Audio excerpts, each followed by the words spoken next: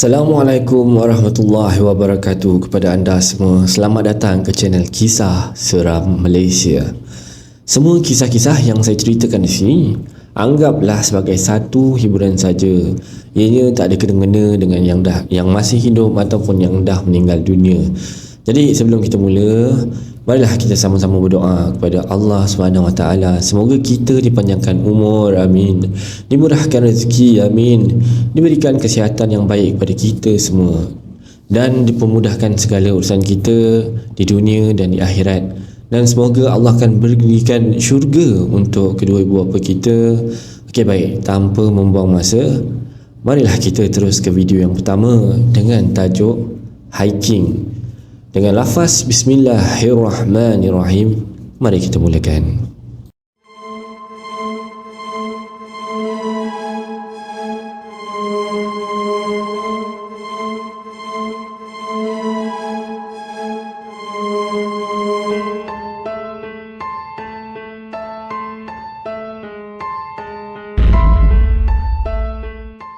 Kita mulakan dengan kisah yang ni. Tajuk dia Hiking Batu Putih Tanjung Tuan Port Dickson. Tempat ni popular juga hiking. Jadi cerita dia bermula macam ni.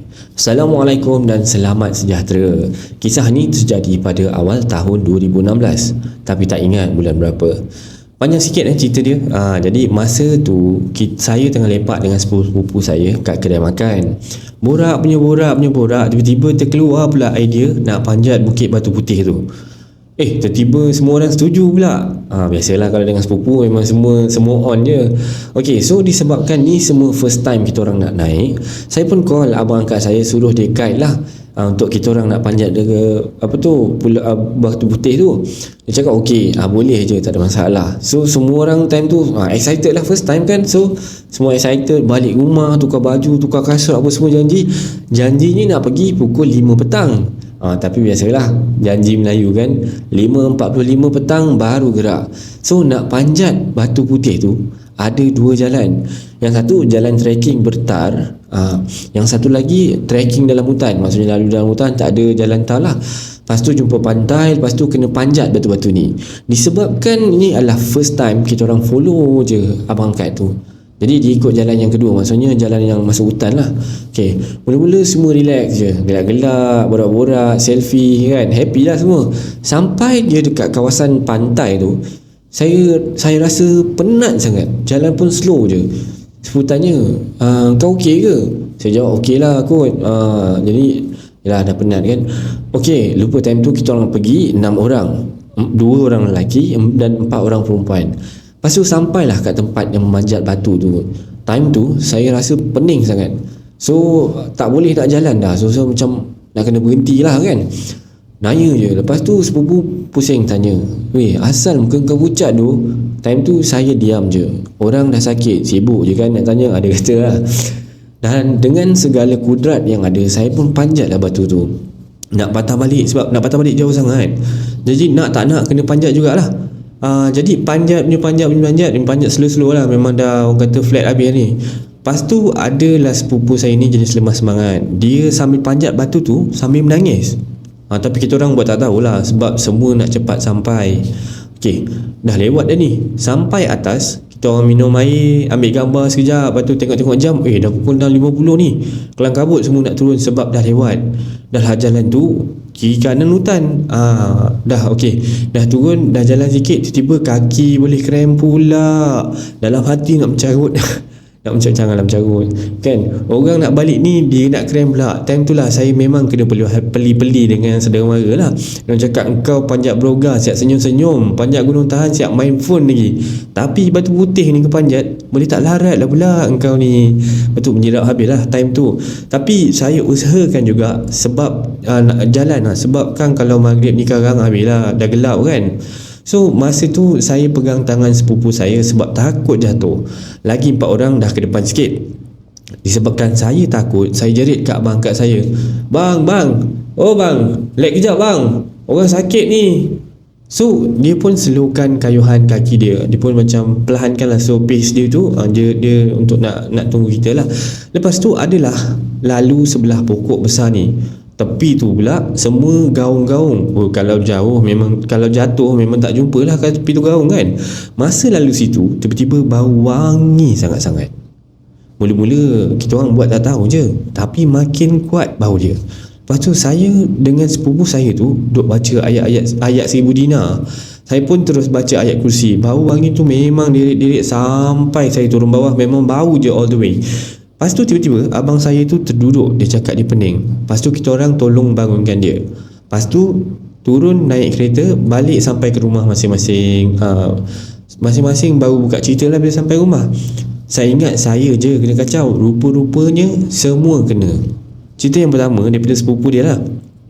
Sepupu saya yang pegang tangan tu, dia rasa macam berat sangat kat badan dia, macam ada orang duduk. Lepas tu dia dengan nama dia macam dipanggil-panggil. Tu yang dia duduk baca ayat 1000 dinar tu, abang kat saya cakap masa dia terduduk kat situ ada benda langgar dia kuat. Tu yang dia pening-pening tu. Yang sepupu kedua pula, sepupu saya lagi, yang lagi 3 orang tu, 1 orang lelaki dan 2 orang perempuan. Dia orang dah jalan dulu sebab dia orang tengah cuti, nak cepat turun lah. Yang lelaki tu menonong je jalan. Tiba-tiba sepupu yang perempuan tu nampak ada 2 sepupu lelaki saya tu tadi di 2 jalan yang berbeza. Baju sama, kasut sama. Time tu dia jerit panggil sepupu saya lelaki tu, tapi tak menyaut. Sekali lagi jerit baru menyaut. Bayangkanlah kalau dia orang salah ikut, jangan weh. Tapi memang biasa kat dalam hutan memang macam tu. Kita akan nampak orang yang kita kenal tapi kat tempat lain, padahal yang ni bertentangan jalan. Okey, untuk yang ketiga pula, masa dah nak jalan ke kereta, tiba-tiba ada pokok bergoyang. Lepas tu kita orang nampak ada perempuan kat tepi pokok tu siap mengilai lagi. Seram weh. So nombor 4 pula, itulah itulah ceritanya. Jadi kita orang tolonglah jangan kata nak panjat bukit ke gunung ke senja-senja sekarang kena usik habis demam macam-macam. Mungkin masa saya tak larat tu petanda supaya saya tak teruskan lagi. Tapi kita ni kan babat memang tak faham, memang biasalah kan, memang ikutkan aunty sangat. So jadi ada polis cakap kat situ memang keras, kawasan bukit, lepas tu dekat-dekat dengan pantai, memang ada banyak kes bunuh diri. Jadinya ini adalah kisah yang pertama. Ni berkenaan dengan dia ni dengan saudara mara lepak-lepak, fikir-fikir, alamak, jom kita pergi hiking. Lepas tu bila dah pergi hiking, dah mula tak larat lah, penat lah kan, mabuk lah, pening lah kan. Tapi biasanya kalau boleh nak hiking ke nak apa ni, biasa amalkan buat pagi-pagi lah, janganlah buat petang-petang. Ini dah pukul 5 petang baru nak gerak pergi, memang letih sikit kan.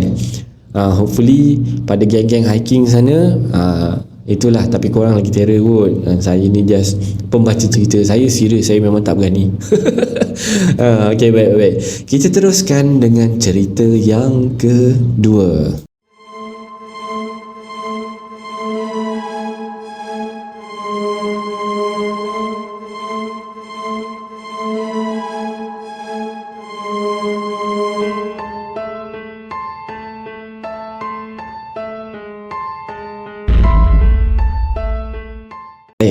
Untuk cerita yang kedua ni, tajuknya adalah Dikepung Asap Hitam.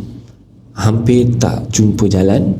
Hiking di Bukit Berogah. Bukit Berogah bukan tempat main-main bang. Okay. Sebab ada macam-macam cerita kat Bukit Berogah. Ada yang kawan saya cerita macam tu, ada yang baca kat sini macam tu, ada yang cerita kat Facebook macam ni, macam-macam lah. Sampai masuk TV pun ada cerita pasal kes Bukit Berogah ni. Jadi sekarang kita nak cerita pasal Bukit Berogah. Kita mulakan. Dulu kita ada mendapat berita bahawa ada seorang budak lelaki sesat di Bukit Berogah. Dan hari ini pada 28 Januari tahun 2017, mangsa terselamat dijumpai di puncak Bukit Berogah. Jadi sukarelawan memberitahu bahawa ketika beliau menjumpai mangsa ni, ialah adik ni lah, kelihatan sedang berlega-lega, dia pusing-pusing di sekitar puncak Bukit Berogah dan kelihatan buntu mencari jalan keluar.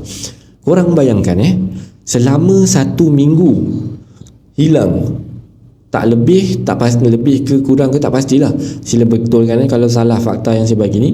Dia asyik pusing-pusing je dekat atas puncak Bukit Berogah tu. So, Macam mana makan and minum dia? Kena pula sekarang musim hujan. Macam mana dia survive selama seminggu kat kawasan puncak Bukit Broga tu? Aku yang kalau skip lunch ni pun dah menggarung guling-guling lapar. Ni kan pula seminggu. Bayangkanlah. Pada mulanya aku tak risau sangat pasal berita budak hilang kawasan Broga ni. Sebab trend sekarang budak hipster kan. Banyak yang nak try hiking outdoor ni. Maklumlah boleh update kat Instagram, Twitter dan segala-galanya lah. Jadi aku ingatkan dia nak tipu mak bapak dia cakap pergi hiking, padahal nak pergi tidur rumah awet seminggu kan. Ni macam-macam lah budak-budak ni. Jangan buat macam tu. Pakcik cakap ni jangan, kalau boleh Bukan kalau boleh, memang janganlah. Sorry, okay, kita teruskan cerita. Okay, aku nak cerita seram pengalaman aku ni sendiri ketika nak hiking ke Bukit Broga ni.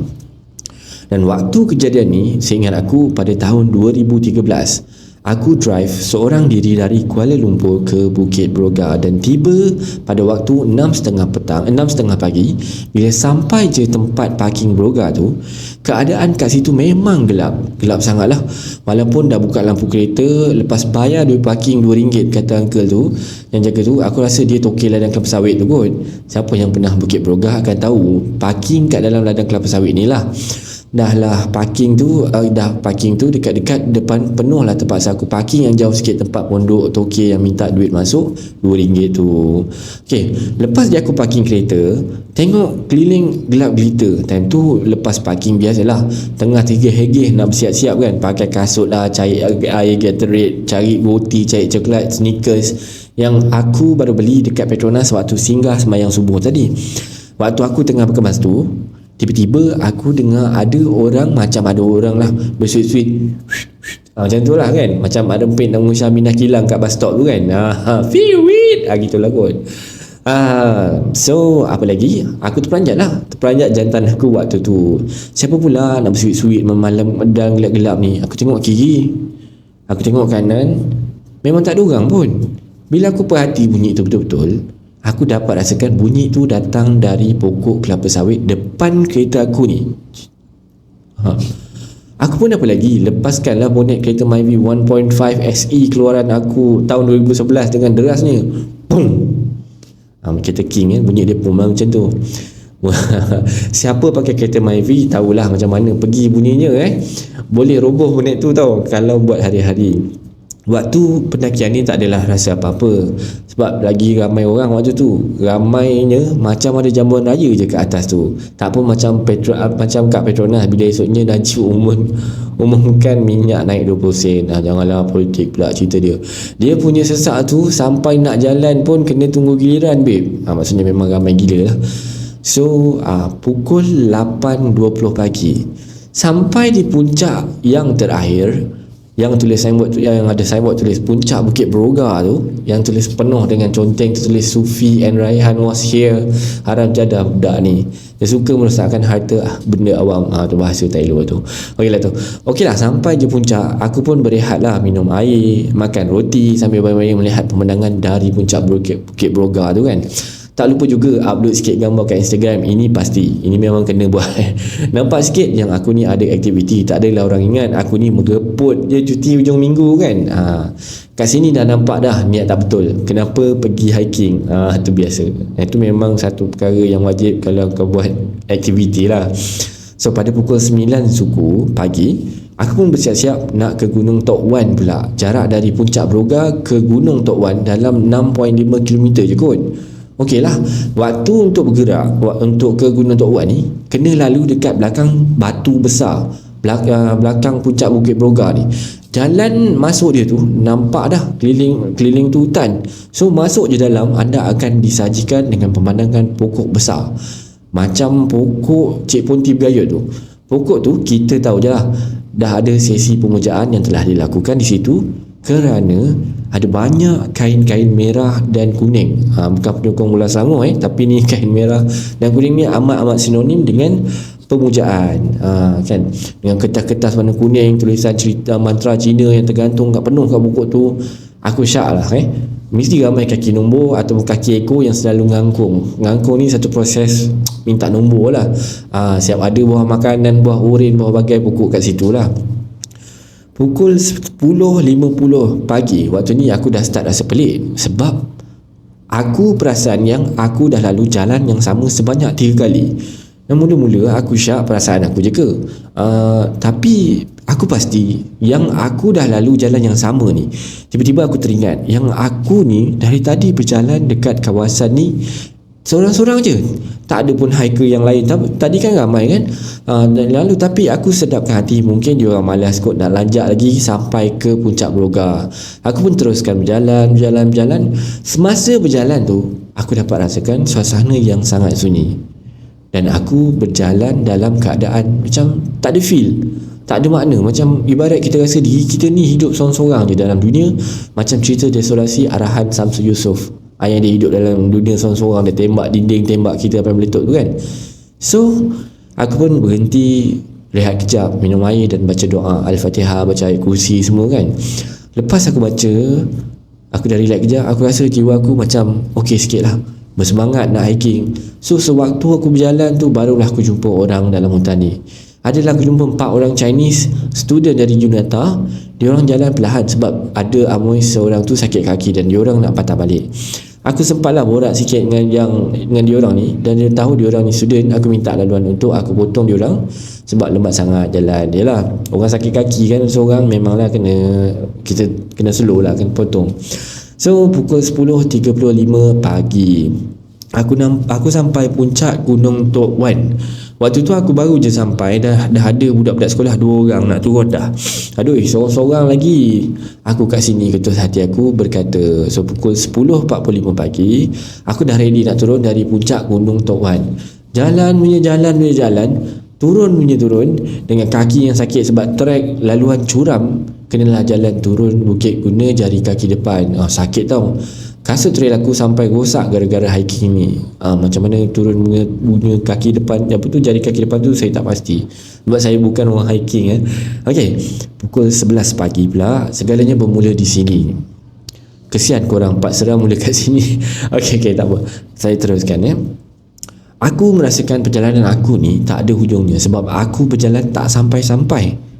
Dengan bekalan air, bekalan roti dan coklat pun tak ada sebab aku dah habiskan waktu kat puncak Gunung Tok Wan ni. Menyumpah aku dalam hati, kenapalah aku ni tamak sangat, tak reti nak simpan buat bekalan untuk balik sikit. Okey, pukul 11.30 pagi aku masih lagi berjalan macam tanpa hala tuju tau. Waktu tu aku seorang-seorang. Aku pun seorang jugalah. Aku seorang-seorang.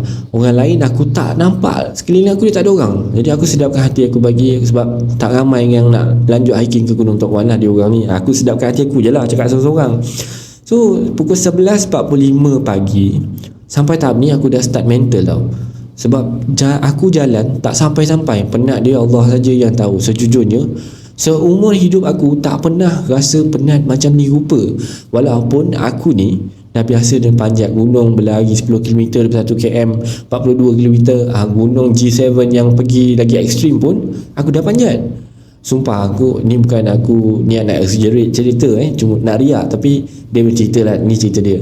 Tapi kali ni dia punya penat tak boleh aku nak ungkap dengan kata-kata. So aku tak pernah merasa penat yang macam ni. Aku terus berjalan. Tiba-tiba aku terdengar seperti ada suara mendengus. Bukan suara manusia, tetapi macam bunyi harimau mendengus.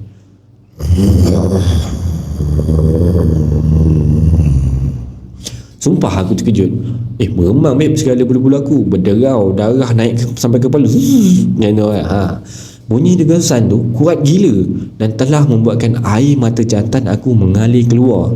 Apapun, aku pun berlari tak cukup tanah lah. Berlari sambil kesat air mata yang tiba-tiba tadi keluar. Bukan menangis tapi dah tertiba keluar sebab takut sangat. Kalau korang pernah alami lah. Biasa kalau takut, saya tak pernah alami lah, takut sampai terkeluar air mata tu.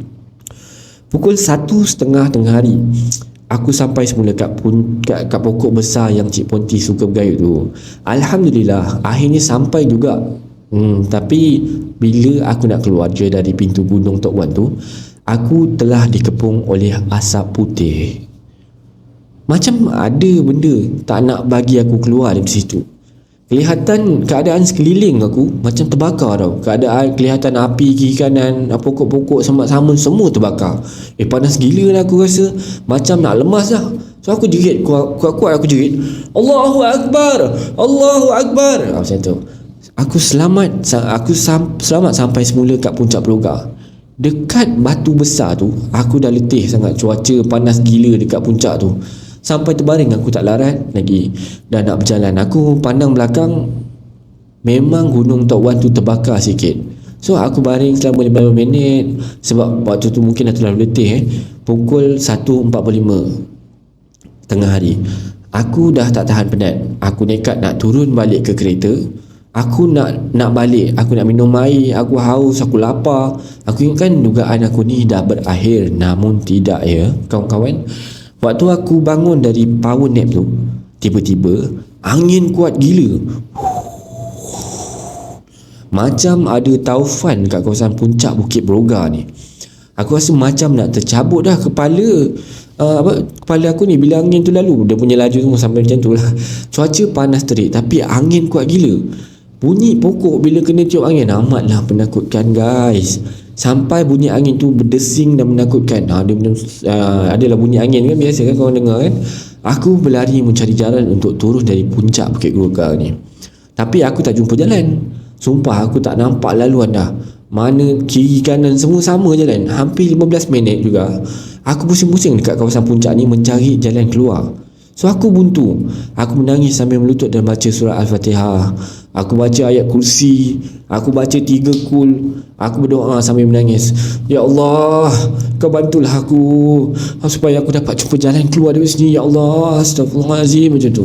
Waktu aku menangis, tak pasal-pasal air mata jantan aku tiba-tiba keluar. Memanglah kau menangis kot. Alhamdulillah angin kuat tu pun tiba-tiba hilang. Aku dapat bangun. Aku terpampang jelas depan mata aku je ni. Laluan jalan turun dari tadi aku pusing-pusing tak nampak pun. Padahal depan mata je ni.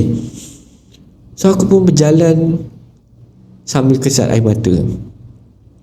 Pukul 2.15 petang lah ya. Aku sampai di kaki bukit di kaki bukit. Anti penjual air ni pun dah nak tutup dah gerai. Aku tanpa berlengan terus je kaut air mineral 3 botol dengan kedua tangan aku ni. Aku minum dah macam 5 hari tak jumpa air ni. Aku minum. Lega. Padahal aku belum bayar pun. Tak baik tau buat macam tu. Aku bayar dulu. Nanti kata apa pula. Hantu pun tiba-tiba buat muka pelik lah. Yelah aku pelik. Tiba-tiba aku terus curi air dia kan. Ingatkan orang semua dah turun. Aku beritahu dia yang saya ni seorang je dekat puncak tadi. Dan saya orang terakhir yang turun. Aku tak cerita pun lah kat aunty tu apa yang terjadi dekat aku ni. Entah aku rasa seperti mulut aku ni dikunci.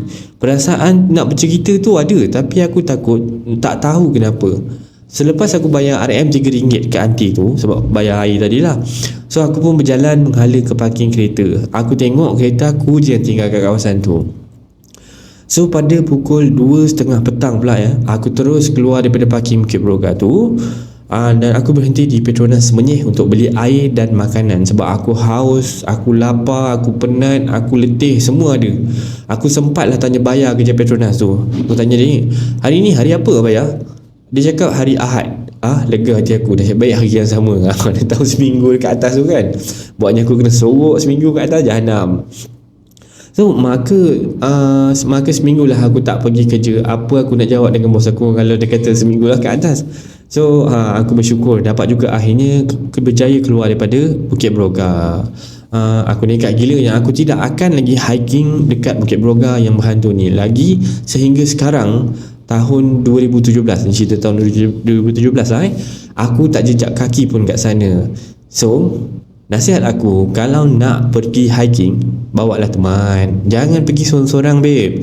Kebersihan hutan tu kita kena jagalah. Makanan yang kita bawa tu, sampah-sampah apa semua, itu kena jaga, bawa turun. Jangan tinggalkan dekat puncak.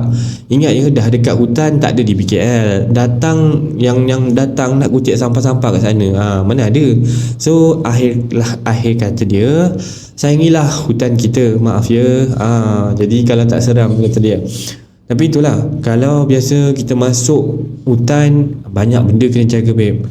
tutur kata kita, jangan cakap sombong, jangan cakap riak, takbur semua, ifak hakiki semua jangan sebut. Jangan. Kalau boleh jangan. Bukan kalau boleh, memang jangan. Lepas tu kena jaga apa adab kita, cara bertutur, jangan jerit-jerit, jangan buat bising, jangan apa. Yang ni saya dengar lah orang-orang cerita dengan saya. Lagi jangan apa lagi, jangan buat sampah, jangan buat yang bukan-bukan. Itulah. Banyak-banyak lagi sekarang tak habis pula cerita dia kan. Okey. Baik, kita teruskan untuk cerita yang ketiga.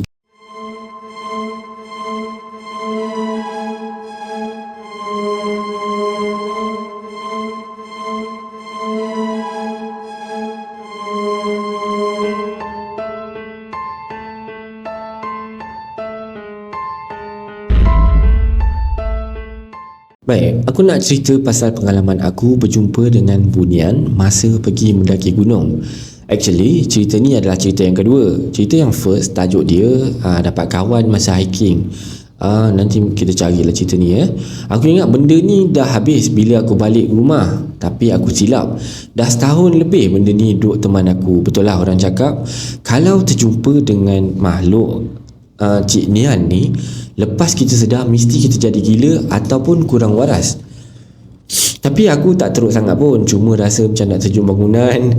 Bahaya teruk tu babe. Rasa nak bunuh diri, rasa nak bunuh orang, rasa nak ikut benda tu ke alam dia je. Ui, shit.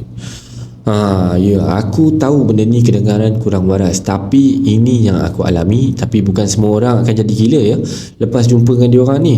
Ada yang elok, cuma aku ni mungkin tak kuat iman ataupun kepercayaan, jahil, kata dia. Okay, so nak dijadikan cerita, masa 6 bulan selepas jumpa mereka tu, aku okey lagi, cuma si dia dah mula tunjukkan kehadiran dia.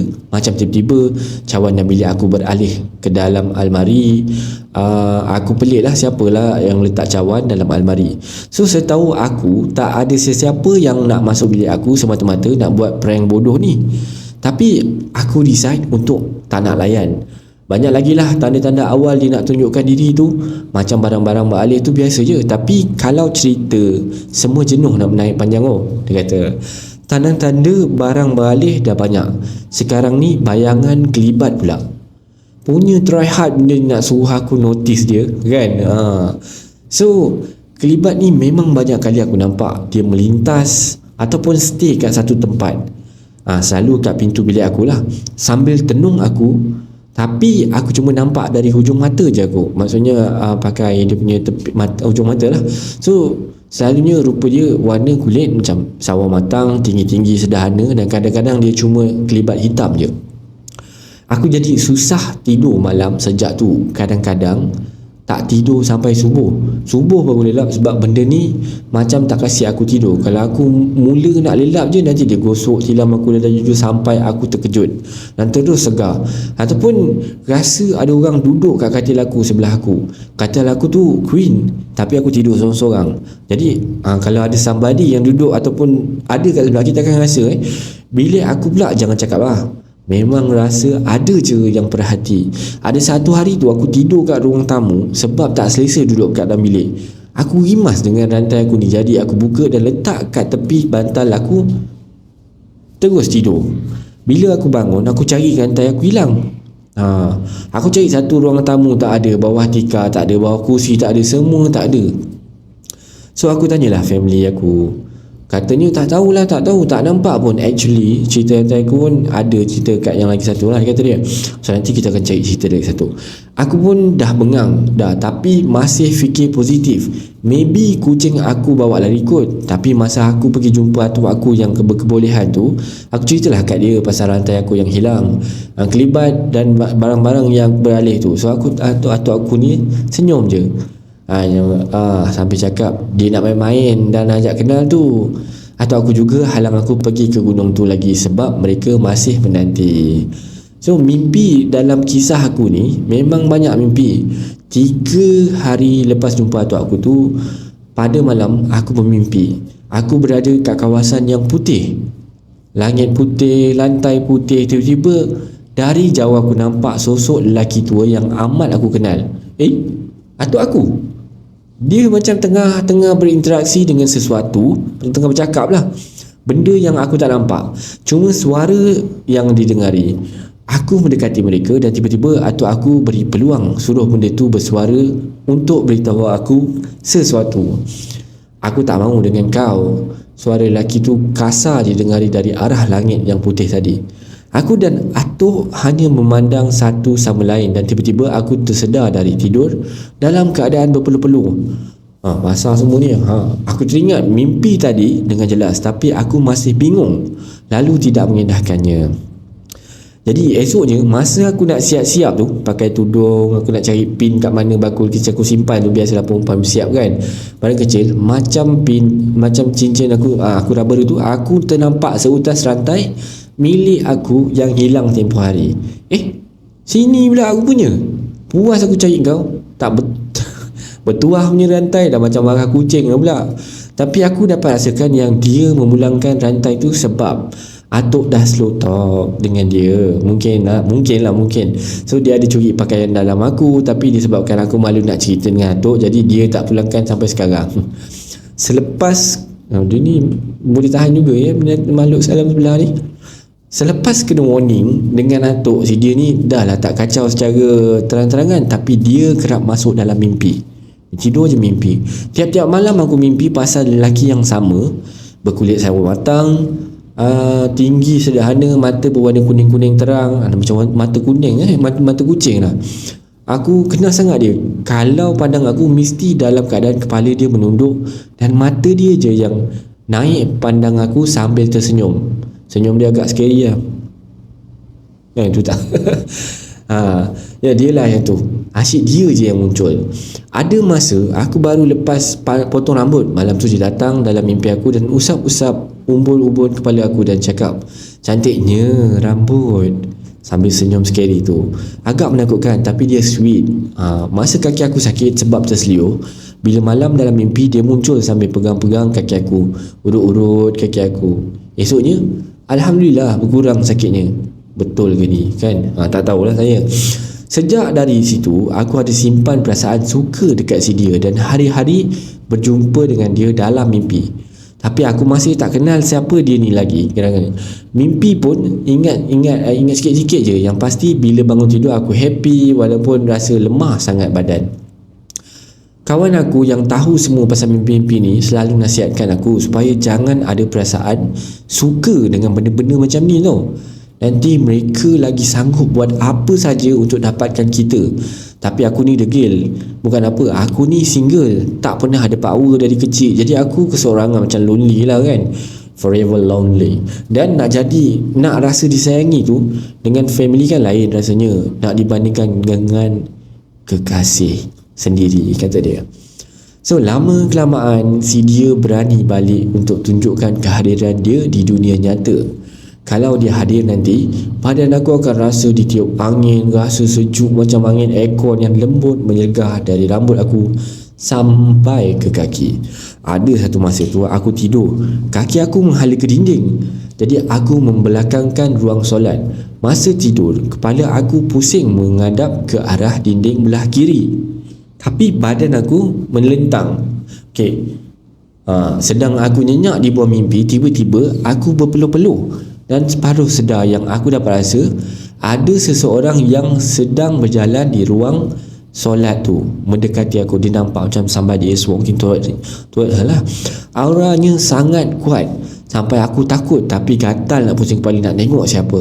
Tapi aku tak boleh nak gerak. Dan macam ada suara yang bisik kat aku, jangan pandang, nanti kau takut. Aku masih separuh sedar dan lemah, jadi aku tak larat lah nak meronta-ronta untuk gerakkan badan. Yang pasti aku berpeluh. Nafas dan jantung aku jadi laju. Dum-dum. Si dia sambil duduk sebelah kepala aku sambil tenung lama-lama wajah aku. Agak lama tiba-tiba ada satu tiupan lembut ke arah ubun aku yang anginnya sama sejuk macam yang aku terangkan tadi. Sebelum ni memang banyak kali ubun-ubun aku ni rasa seperti ditiup angin sejuk tu. Tapi waktu aku tengah berkemas ataupun waktu aku tengah buat kerja, tak pernah time tidur pula kan. Dekat 3 bulan aku hadap mimpi-mimpi kejadian pelik macam ni. Dan aku dah start suka termenung seorang-seorang. Kat mana-mana pun aku termenung. Tapi tempat yang paling aku suka duduk termenung adalah dekat belakang rumah aku, yang ada hutan kecil kat situ. Aku akan duduk kat bangku tepi semak tu sampai pukul 7 suku petang tu, maghrib lah, baru aku masuk rumah. Tapi family aku tak syak apa-apalah, sebab mereka jenis tak percaya dengan benda-benda mistik ni.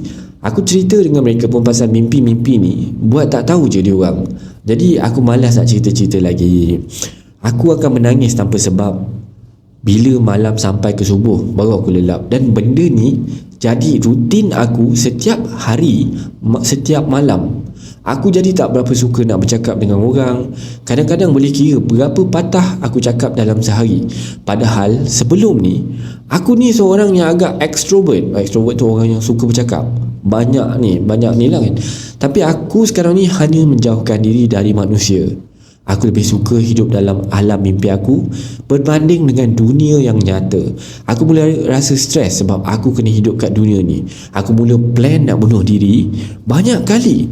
Dan ada satu masa tu aku nampak ada gunting yang besar dan tajam depan aku.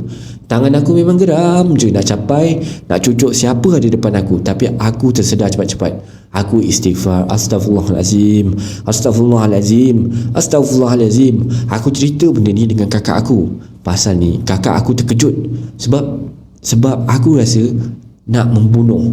Dia mula ambil serius pasal aku dan decide suruh aku makan ubat doktor, ubat mental lah, antidepressant ke macam tu lah. Aku pun dengar je. Kata dia, jadi aku makan ubat tu sebab aku ni sendiri confused dengan diri aku, sama ada aku ni mental ke ataupun sebab something else from the other side. So kawan aku nasihatkan aku pula, banyakkan zikir babe, kau baca Quran, kau buat amalan.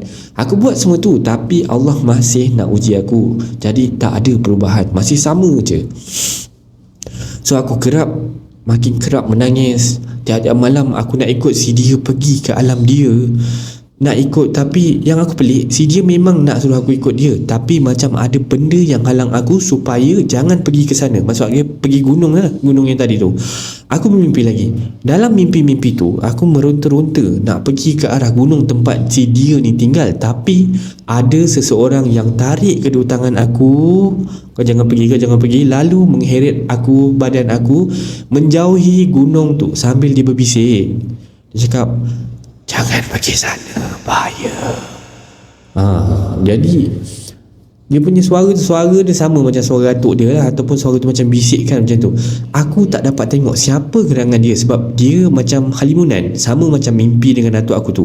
Boleh bayang tak halimunan ni seret kau, tapi kau masih meronta-ronta macam menangis lah macam selalu. Tapi dia tetap heret aku sampai ke rumah aku dan dia mengambil cincin dari jari aku. Aku sedikit keliru dengan perbuatan si dia.